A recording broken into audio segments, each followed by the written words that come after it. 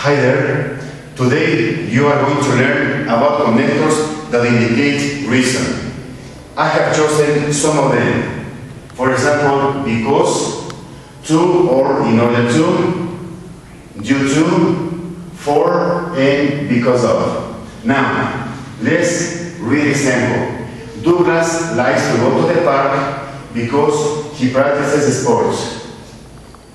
To the exercises, due to soccer, for his children, and because of his family. Okay, as we can see, with because we have to add a subject, verb, and complement. With to, we have to add a verb. With due to, for, and because of, we have to add objects. For example, soccer, his children, and his family. Now, in this case, don't use a subject and don't use a verb. Only objects. Alright, let's complete the exercise. Tina is going to start university because, let's complete this. Because she needs a title. Let's continue.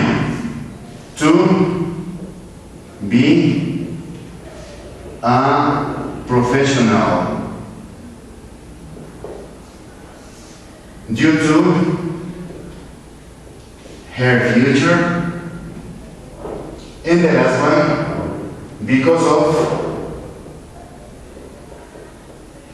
a better job.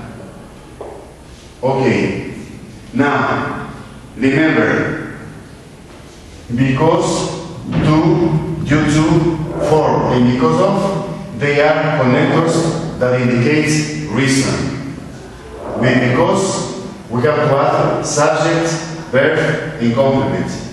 With to, we have to add verbs. With due to, for, and because of, only objects. Remember, in these three cases, don't use a subject, don't use a verb, only objects. Objects, for example, people and things. As you know, people are indirect objects and things are direct objects. Many thanks and have a nice day.